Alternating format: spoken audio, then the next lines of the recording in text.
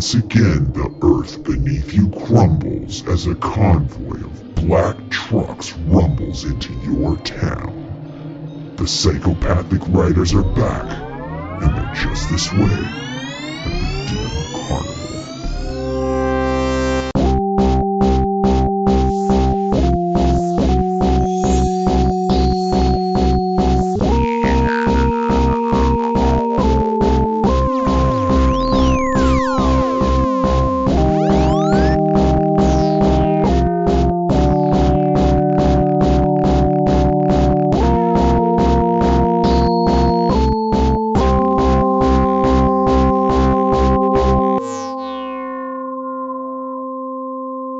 What's up, everybody? Welcome back to the Dim Carnival. I'm Bill.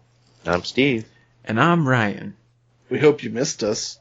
We've been getting some... this week we're going to be talking about the second Psychopathic Rydas album, the only one you can't find on Spotify, called Ryden Dirtay. So all of the music on all of the Psychopathic Rydas album is used without permission, and they're all illegal. But I imagine that this one is not on Spotify because of the Shaggy song? Not Shaggy 2 Dope, but rather the R&B artist Shaggy, because they sample It Wasn't Me. One of the songs is just It Wasn't Me, but with different lyrics. And I think I listened to this album one time with you, Ryan. We were like driving somewhere, and you were like, "Oh, it's Shaggy," and I was like, "Oh, okay." And I wasn't familiar enough with It Wasn't Me until like recent years, and like I had totally forgotten. Like, I listened to this album this last time, and then, like, I was listening to, and I was like, okay, now I finally recognize, for the first time in my life, I recognize that It Wasn't Me, instead of the Psychopathic Rydas version. Wow. Yeah. But let me ask you guys an important question before we dive into this album. Where do you stand on potato salad? I'm for it. Mm-hmm. Yeah, big fan. Yeah. It's weird because I'm both simultaneously disgusted and delighted by potatoes. Because like, every time I'm eating potato salad, I'm like, and like my brain is both going, and this is gross at the same time. Like every time I eat, because it's like, it doesn't sound good to eat. What? It's always a very gross sounding thing to do with your face. Oh yeah, the mouth sounds are real bad. That's what you're saying. Very squelchy. It's like you're making mac and cheese inside your mouth. Woof. It's just from all the mayonnaise sloshing around in there. See, I'm a light mayonnaise guy, so I'm trying not to make it super sloshy. Yeah, well, I mean, like, Kristen makes it with mustard sometimes, and that's really good. Oh, I mean, yeah, mustard goes in. No mayonnaise. Oh, no mayonnaise. Yeah. Wow. Well, even that might be a little far for me. I'm not a maniac. I'm not gonna do no mayonnaise. You gotta get some mayo in there. But Miracle yeah, we're all on team potato salad here, so that's good to know. We've been getting some really cool emails from everybody, and hell yeah, we have. It's really exciting, and we appreciate any time you email us. So if you ever feel compelled to email us and let us know how you're enjoying the show or how much you hate us, dimcarnival@gmail.com. And if you want to drop us a little review on iTunes, go ahead and do that over there on Apple Podcasts. But we always appreciate hearing from you, and it's really nice to hear from you all. And it's nice to hear. We recently got an email from a very cool Juggalo, and she just started listening to the album not too long. She's just getting up to Riddlebox. So as we're recording this, we're talking about Ryden Dirtay, and she's just about to start listening to Riddlebox. So we know that people are going back and finding the podcast and listening through, and we're glad you're all enjoying it. So thanks to everybody very much. Hell yeah. Yeah, that's awesome. I also got an email from Jiggles that called me out for being on a podcast called I Don't Even Own a Television. I guess it wasn't calling me out per se. So I was on a podcast called I Don't Even Own a Television. I've been on either 3 or 4 episodes of that podcast, and it's a podcast where they talk about a bad book every week. They read a bad book and then they talk about it. And they did an episode on ICP's Behind the Paint, which is the book. They did the book version of what the Violent J autobiography that we so often refer to, that we listen to on Audible. that has way more content than is in the book. Like way, like twice as much content.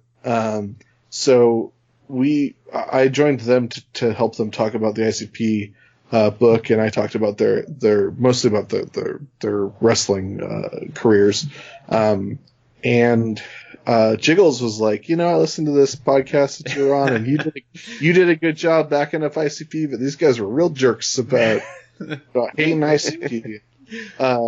He's not wrong, but J.W. Friedman and Chris Collision, who host I Don't Even Own a Television, they're friends of mine, and I've been on the show many times, and I do agree that there's definitely doing a podcast on quote-unquote bad books, there's definitely a lot of gatekeeping elements to that sort of criticism, literary criticism that they do. So I get it. And they're clearly not fans of ICP, and they singled their book out to be a bad book on the show. So I'm sure they talked down about ICP a bunch. But if you guys are interested at all in checking out that show, you can check out that episode, or you can check out I did a book called Insomnia, which is the worst book I've ever read. So I picked that book to talk about the first time I was on. And I also did an episode where we talked about Hardcore Holly's autobiography, which is a slender tome, to say the least. So that's that. Jiggles, thanks for tracking down everything I'm doing. That was a happy coincidence. Yeah. He had no idea. He's like going to listen to this thing, and then all of a sudden Bill shows up. He's a Bill completist. So let's talk about Ryden Dirtay. We're not going to go track by track as we normally do. We're just going to sort of freestyle it. Or freeball it. Yeah, well, before we start freeballing. Go commando. Before we start freeballing. Yes. We got another email from Jeremy. He wanted to send in a couple corrections because, he knows what's going on. We're a bunch of dummies. Yeah. So the first thing is the line where Jay raps about stealing a car and his tape was in it. That was from Dog Beats. It's on Dog Beats. It is on this. Okay, all right. Very clearly on Dog Beats. Okay. And then the woman who the woman who sings on "Take Me Home" is not Sugar Slam, but it's a woman named Amy from a band called Blush. Okay. And Jiggles also lets us know that Sugar Slam's first credited work was on ABK's Dirty History album, but the first song that she sang on was on Hell's Pit, so she hasn't even sung on any records yet. Dang. And she won't for 2 more years. That's right. And then he also wanted to let me know that there is a pizza franchise in his state that's called Casamia, and they have cashews on the menu. So next time I'm in Washington State, I'll be looking for Casamia. Woo! That's awesome. I also wanted to something really cool. So I've occasionally been looking at, because ICP's clearly on a very big press tour at the moment. I've been talking about some other stuff that they've been doing. We talked about their appearance on Sway's was it Sway's show? No. Ebro's show, and Sway's show, right? Sway? I don't fucking know, man. All right. I don't live in LA. It's the one you sent me a long time ago. Oh, really? Watch, yeah. But anyway, so we've been talking about some of the interviews that they've been doing, and they did an interview with this guy named DJ Vlad, which I guess is a guy who interviews a bunch of people. I've never heard of him before, but it was like this 9-part interview on YouTube. Like all the parts are like the longest one is like 11 minutes, so it's not like, I don't really understand why they broke it up so much, but like they broke it up into like, here's a section where they talk about the Eminem beef, and here's a section where they talk about like how they started wearing face paint, and it's easily digestible, but it's really interesting. Like the part where they're talking about how they came to start wearing face paint, like not just the story that they always tell about how they had a hype man who would wear clown paint. He's the guy who's on the cover of Dog Beats, and people would always be like, "Oh, that clown guy's crazy," and then that's where it came from. I don't remember Jay telling this story at all, but they were saying that, so in Detroit, like apparently to this very day, but like it used to be like a huge thing when they were growing up, when they were like teens and when they were kids and when they were young adults. There's a place off of like in like, what lake is by Detroit? Like Lake Michigan? Like Lake Superior? One of the Great Lakes, right? Probably Lake Michigan, I would guess. So there's a place. Lake There's a place. Titicaca. There's I an don't live in island Michigan. off. There's an island off of Detroit where it's called Boblo Island, and it's a really popular. It's sort of like a pleasure island, like just a popular place to go out and hang on the island and then come back. And there are ferries. There are like big like steamboats basically called the Boblo boats, where you would get on the Boblo boat, you would take it out to the island, and Shaggy and Jay were saying like the Boblo boat was like a thing. Like there were people dancing, there were played music on the Boblo boat, there were arcade games and people drinking, and basically it was like a teen club basically. Like all the kids would pile onto the Boblo boat and like party on the way over to the island. And Royce da 5'9" has a song that just came out last year called Boblo Boat featuring J. Cole. But, so it's like a known, like, Detroit thing. But Jay was saying that there were 2 docks where you could get on the ferries to go to the island. And one of them was in Southwest, like basically right where Jay and Jay grew up. So, like, to get to the pier, to get to the place where you get on the Boblo boat, people had to go through like the ghetto where they lived. Like, and like Joe Bruce was talking about how like you could like see the people coming down the street and then they like lock their doors as they drove through their neighborhood to get to the Boblo boat. And like they were going to get on this ferry and go out over to this island where there's like carnival rides and like amusement park and like family entertainment and like all this like attractions and stuff.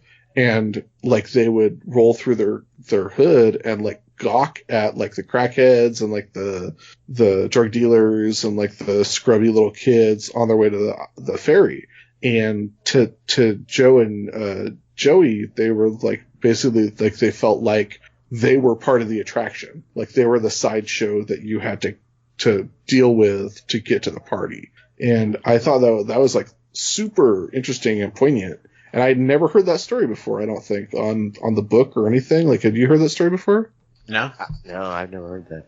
But I thought that was like super interesting. Like that's where the seeds were planted. Like they felt like they were, these freaks to be gawked at before people went to like the carnival where they wanted to have a bunch of fun. So I thought that was really interesting and like probably like super formative to them. Yeah, totally. I was trying to figure out how to work Scott Bale's character from Arrested Development into that. Well, it's Bob Loblaw's Boblo boat. And you take the Boblo boat to the Loblog. There it is. Yeah, that's wild, man. I mean, that's certainly got to make an impression on you as a young person. Like, that must suck to just be like, oh, look at these dirty kids playing on, like, they were probably wrestling in their trash bag ring in the front yard. Throwing bricks at each other. Anywho, let's talk about Ryden Dirtay. Psychopathic Rydas up in that bitch ass motherfucker trigger deep. When you see us coming, turn the fuck around and get the fuck on. Lil Shank, speak on these fools. I drop gangster shit with my gangster clique and everybody on the other side. This time around, there's not 6 psychopathic writers. There's 5. Because Misery fucked off. And ABK had not yet come aboard, come into the fold. Wait, we told that story, right? Do you remember what happened to Misery? He married somebody.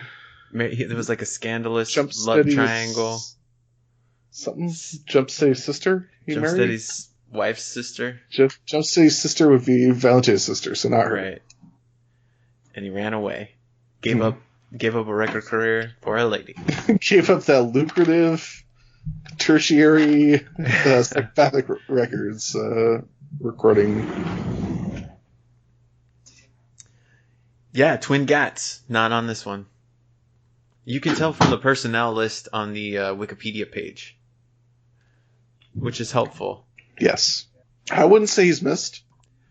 Well, it's really nice that on the personnel, so there's a personnel section on the Wikipedia page for this album, and it lists them under their Psychopathic Rydas aliases, but the names are linked to the actual Wikipedia pages for the real people. So like Cell Blocks is linked to Blaze's Wikipedia page. So that's kind of clever. Yeah. I was saying before we listened to this album again, I listened to this album all the time when I first got it, which was shortly after it came out, I think. I listened to this album all the time, and I really liked it. And I listened to it again, and I still really like it. Nice. And I will say, like, there are, I would say, copious in-bombs on this album. Oh my god. It's like the second note that I wrote. Not a single person of color involved. Nope. But, Violent J and Shaggy are the two people who don't drop them. So they leave it up to everybody else. But there's a lot of courses. There's just the N-word is rampant on this album, which is a massive bummer, but I still really enjoy the song. And this also has a little big stank, a little poot track on it. Little stank, big poot. Yeah, stank. Well, so I think if you actually go to these songs on YouTube and look in the comments, there's some interesting discussion there, where people are basically some of the stuff that we talk about in some of the first episodes, when we were talking about whether class or economic status can bring marginalized groups of people together, and make them feel like they're part of a community. And I guess I feel the same way, as like, that's not my community. And so I don't feel obliged to police it, I guess, to some extent.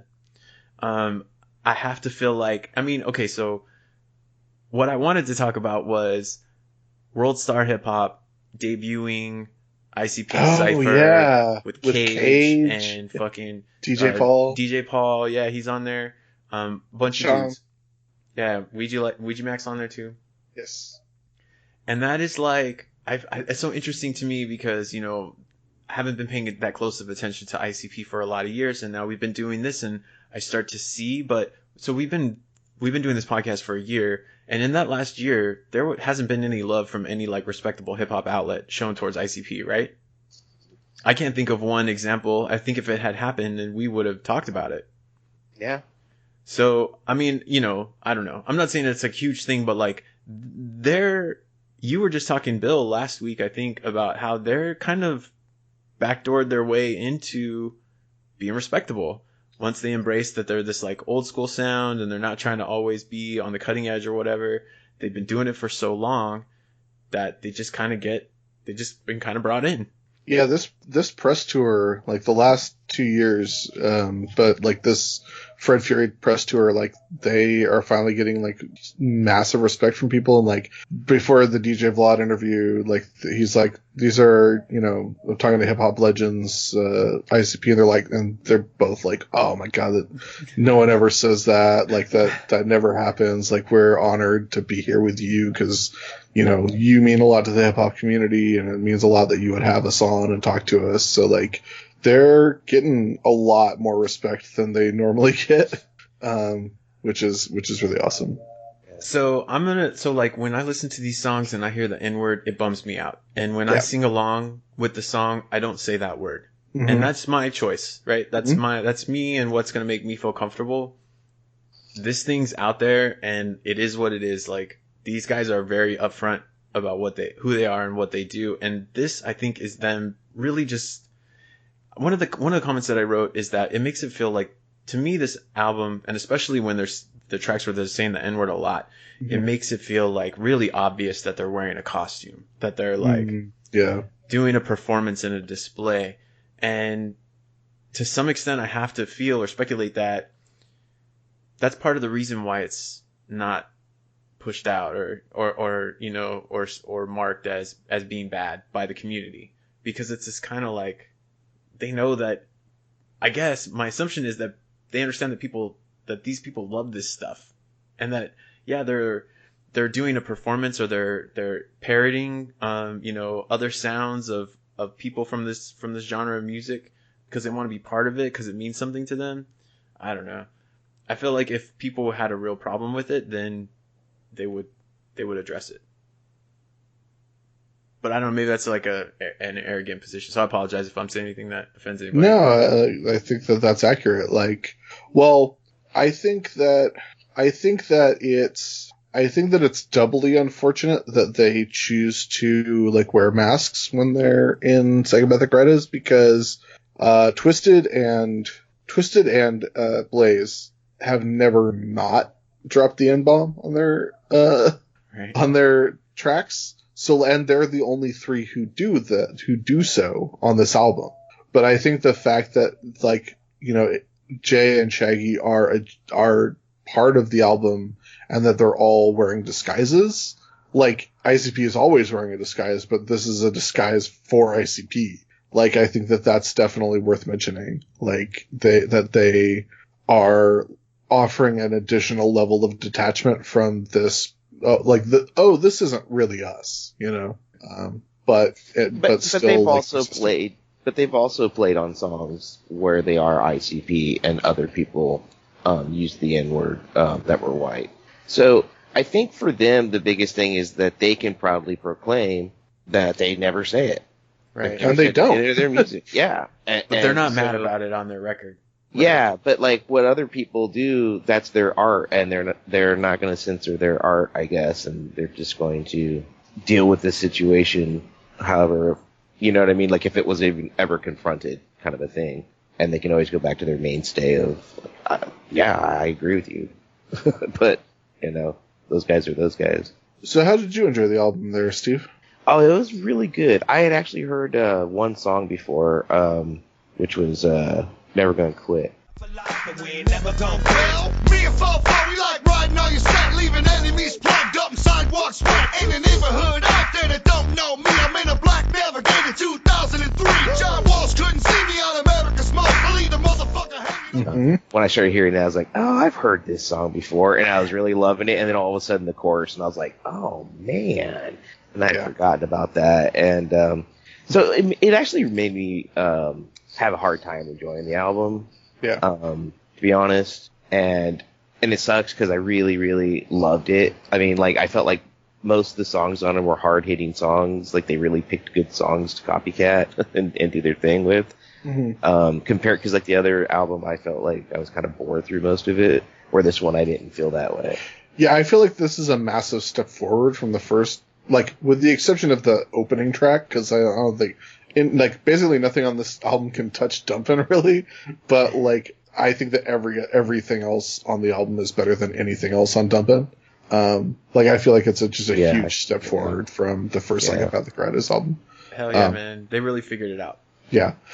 So, just real quick, let's talk about the songs that they are rapping over on this album, because it's no new beats. It's just existing hip-hop songs that they're rapping over. And I did go back and listen to some of these, and it's really interesting, like, especially because, like, I know the Psychopathic Rydas versions, like, forwards and backwards, and, like, listening to, like, the original version that I've never heard before, and being like, oh, wow, how did they, like, it's kind of wild that they were able to get, like, this song out of that song, Like, that's really impressive to me, because it's not a cover. It's just making a new song. Right. In some cases, I feel like they do a better job. Yeah, they definitely do. Like, in a lot of cases. Like Gangsta Shit, which is It's Funky Enough by DOC, and, like, nothing from DOC. Man, this is bullshit. That's a classic track, man. I feel like I wouldn't even compare the two. This is Gangsta Shit's like lovingly looking up at DOC. Okay. But I just wasn't expecting, like, almost none of these songs was I expecting the original song to sound like it did. Right. Because it's crazy that it's the exact same song, but, like, completely different, like, rapping cadence and, like, subject matter, and then it just makes it a different song. So Intrizzo is actually a track called Find Your Wealth by Queensbridge Finest, which I've never heard of before. Gangsta Shit is It's Funky Enough by DOC. Nobody in this game is Dying for Rap by Fredo Star, which I think I wasn't able to locate. Fredo's, yeah, you could find it. It's on YouTube. And Fredo Star's in Onyx, so you would recognize him if you. Is it Fredro? It's Fredo. Okay, because this thing I'm looking at says Fredro. Oh, really? I think it's Fredo. Okay. Never Gonna Quit is Dollars Drank and Drank by Mr. Short Cop. Excuse me, Dollars, Drank, and Dank. Oh, Dollars, Dank, and Drink. Sorry, Drink not and Drink. This is one that I couldn't find. Also, I was trying to. Okay, it's on YouTube. So. Is it Mr. Short Cop? Because it's KHOP. Is it Mr. Short Chop or Mr. Short Cop? I don't know, but I think it's Cop. Okay, I hope it is, because that's not how Chop would work. I never heard him. I never heard of Mr. Short Cop. Did you listen? But you listened to the original? Oh, I listened to all of these. Okay. Yes, absolutely listened to all of these. Yeah. I'm not a particular fan of his style, but he is a pretty prolific guy, and he's on a bunch of famous rap tracks, including the next one. Nice. Boom is originally Pushing Weight by Ice Cube. Featuring Mr. Short Cop. Nice. Ride to the End is originally Ghetto Laws by the Transitions. That song fucking rules. You should definitely go listen to Ghetto Laws. That song fucking rules. I love Ride to the End, though. Like, the chorus is so good in Ride to the End. I'ma roll this blunt up. I'ma ride to the end. Fall till I fall. I'm on the hunt for the paper. Give me some more. Gotta get mine. All about the currency. And then my thugs and my motherfucking riders representing. Better voice the weed and Very strong chorus is the only note that I wrote on the song. Bye Bye is Hello by Ice Cube, which is very clever. Yeah, actually, really? Well, Bye Bye. They took the song called Hello and made it Bye Bye. Get it?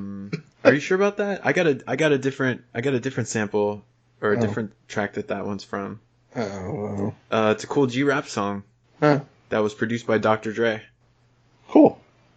Which was probably also used by Ice Cube on Hello. And it's called well, it has the N word in the title. And it's called First N. By Cool G Rap, which is pretty awesome because it made me think of what's his name? R.A. What's the lesson for today, Rugged Man?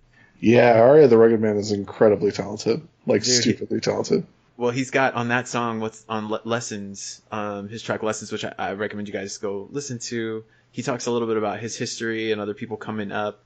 And then he's got this breakdown part where he says he doesn't want to be famous, he doesn't want to be big, he doesn't want him to be running up in his crib, he doesn't want trendy ass followers for fans, he doesn't want fans who don't know who G-Rap is. Like, Cool G-Rap was his biggest influence. Yeah. And so whenever I hear Cool G-Rap, I instantly think of R.A. Rugged. R.A. also another white rapper that uses the N-word, right? Is he white? I don't know. Yeah. He is. Them Bitches is He Did That by Master P. Silk the Shocker.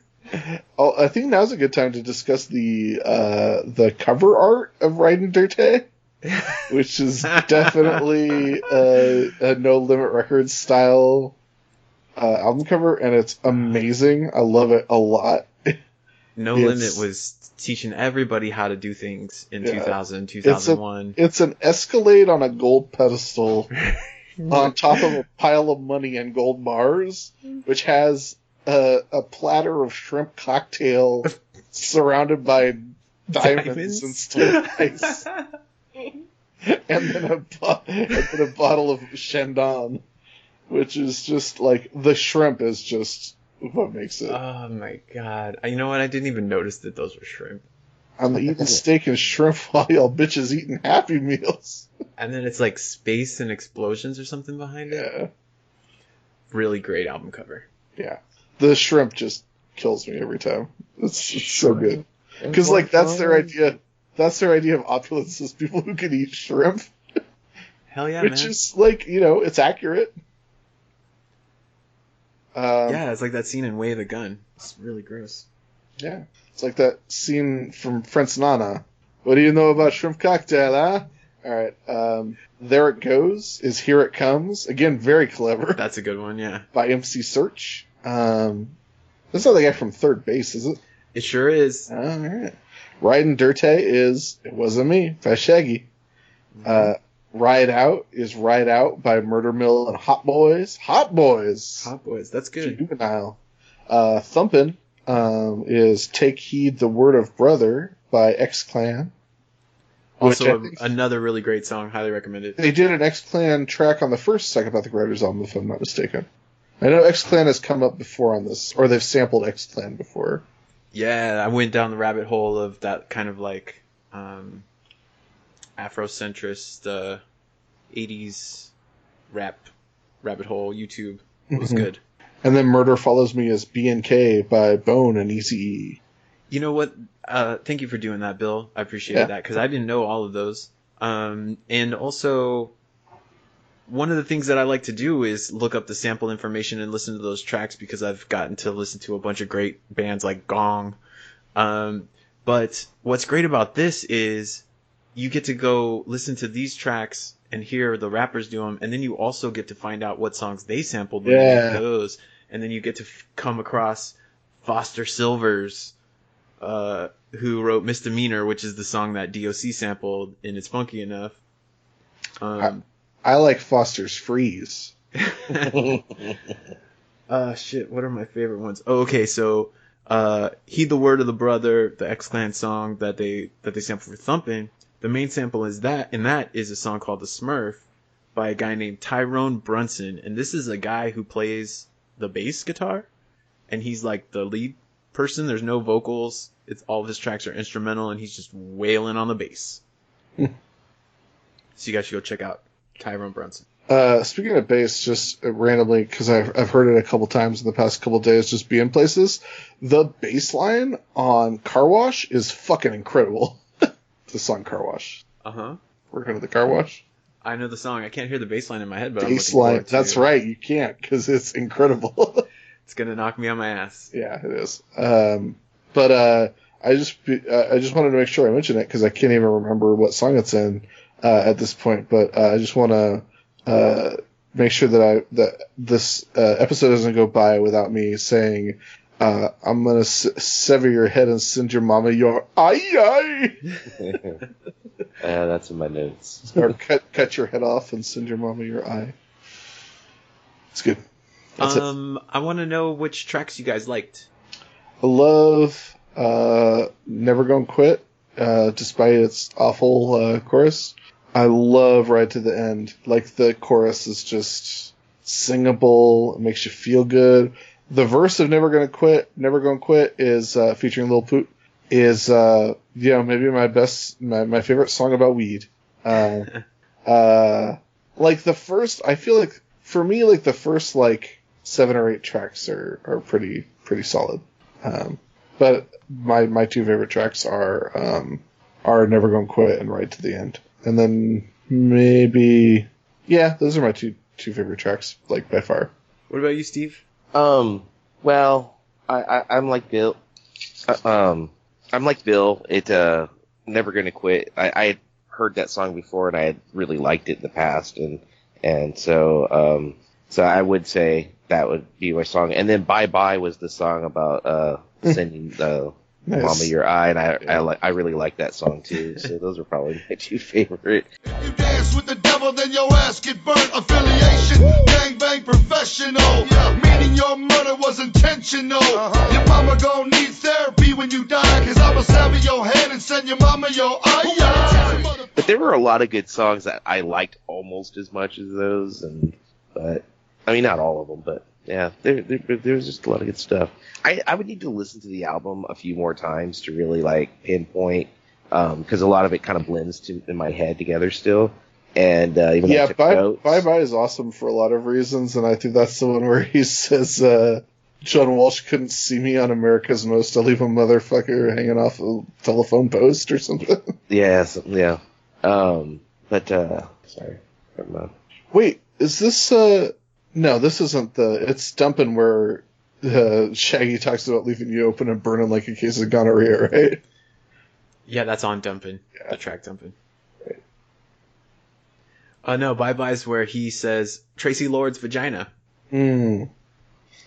I did like the intro song too because I thought it was clever the way they introduced each person. Yeah. Straight up gangster, motherfucker. And if you see me on the strip, you know I got a motherfucking full clip, aka Fizzle. Once again, blasting your motherfucking eardrums with a lyrical slug. You wanna fuck with the hatchet riders? I'ma stick you with my Lil Shank, jumping straight out of black. You better be dead or in a motherfucking cell block. A song that stands out that I didn't care for too much was Dim Bitches. Mm-hmm. I actually missed that one when I was going through and taking notes, and then I was listening to There It Goes, and I started making notes, and I was like, oh wait, I missed the song. I wouldn't say you missed it. Yeah. I thought that was interesting because as I was going through, in my mind, as I was listening to the tracks, I felt like there was a sprinkling of good songs throughout, songs that I enjoyed. But going back and listening to the track list and looking at my notes, they were really in the first half of the album. I like Gangsta Shit. I like the intro. I like Never Gonna Quit. The chorus is a bummer, but what I actually wrote about that was this is as good as it gets, right? Like we're like on this type of album, that's as good as we're gonna get from ICP. You know, it's gonna be problematic in several ways, but it's gonna be super fun, and the music, I think the music is great on that song. Yeah. Really, really works, and I like it a lot more than the original, even though the original's great. I just like, I think Right to the End is pretty much the apex, and I even love the opening of Right to the End where he's like, I'm a thug, I'm a shoot, I'm a smoke, I'm gonna walk up on your ass and bust your ass in the eye. That's good. Yeah, that's it. It's a very, very good song, and that chorus is extremely, extremely good. Yeah, and they don't say the N-word in the chorus, which makes you able to sing along to it a million times, which is great. Yeah, there was a couple one, I'm not sure, I would have to go back and look, but I think on Never Gonna Quit, I think Jay's verse is totally clean. Yeah.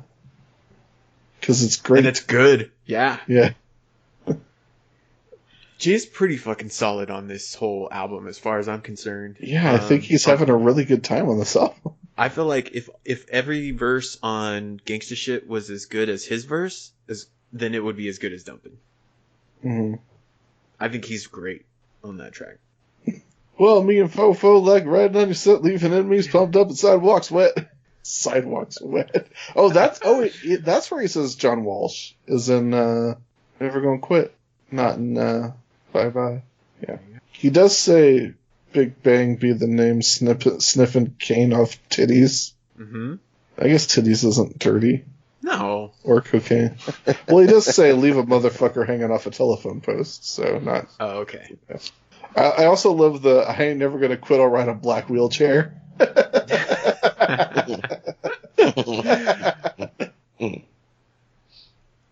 Yeah, I didn't feel like a lot of there weren't really any verses or lines that really jumped out at me. Mm-hmm. I feel like the songs, they did a much better job than on Dumpin', and it's a lot more entertaining to listen to all the way throughout. To me, it's just like listening to a hip hop record. It's the other one sounds like air bands or whatever, they're kind of doing a thing, but this one just sounds like a record, and it's totally fine to listen to. Yeah. So that's our ultimate review. Totally fine. Totally fine to listen to. It's also worth noting, if you have this CD or tape, if you have this CD, and you have, even if you have an aux cord and you have this on your device, listen to this album in your car, because it's got some trunk rattling bass. It is a big booming album that feels good to listen to loudly in your car. I think I made that criticism of the last one, that it was a real sloppy bass. Mm-hmm. I don't know, maybe that was well, anyways, I've said that before. I've criticized them before for that, but this is yes, much higher quality audio, funner to listen to that way. Fearless Fred Furia is also very focused on trunk rattling. Nice. But yeah, final thoughts, guys. I guess I just think that it's much, much better, but it suffers from the same thing as the last Psychopathic Rydas album, which is, for me personally, the kind of gimmick of it just doesn't carry for 13 or 15 tracks or whatever. 13 tracks. But what I did want to say is each of these songs is like 4 minutes long. Yeah. And that's really nice to listen to every now and again, you know? Mm-hmm. Go through. I was burning through them. I was like, oh my God, I'm already on number 8. Oh, you're saying that 4 minutes per song is short for this group. For these guys? Yeah. These are some brisk, you know, some of them are even less than 4 minutes. Yep. So, yeah. We blitzed. Yeah, it's true. I had noticed on YouTube that you could listen to the entire album in one chunk, and it was 48 minutes. Wow. Hmm. And you know why that is? Because a bunch of other people made these songs. They're already made. They're like, man, I wish I could make this longer. Well, you can't. Can we just loop the chorus and fade it out? Nope. All right, so here's what we're going to do. We're going to try to listen to One Less G in the Hood, Mirror Mirror EP, and which is Twisted. One Less G in the Hood is Blaze's first full-length album. Mirror Mirror is Twisted's EP, and then Jump Steady has an EP called Chaos Theory. So we're going to try and listen to those, or at least portions of those, and then do a lump episode on the 3 of those. I think that's probably fair, right, guys? Sure. Yeah. And then in the meantime, while you're listening to those things, start reading The Pendulum, and then that'll be the subsequent episode. So did you find where we could get that? I will find it. Jump Steady? What was Jump Steady called? The Chaos Theory. Because you know what this means, guys. We listen to a few quick albums for next week. We read a comic book for the following week, and then the week after that, we start the 6 Jokers card. The Wraith. Finally. Yeah, excited. I couldn't name a single song off that record. It rains diamonds. It rules extremely hard.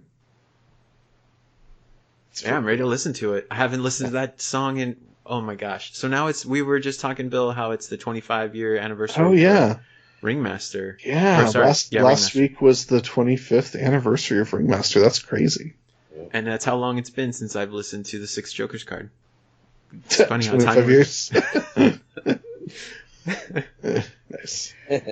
All right, well, we have some things to listen to, but we thank you guys for listening to us. So email us at dimcarnival@gmail.com. We love hearing from you. Leave us a review on Apple Podcasts, and you can find me on all social media at Sundown Hotel. And I might have some cool, fun news coming up that I might be able to let you guys know about in the next few weeks. So hopefully that's good. That's a nice little teaser. Yeah. But until next week, I'm Bill. Steve. And I'm Full Clip. Oh no, it's Fizzocleasy. Oh. I hope he doesn't get grounded.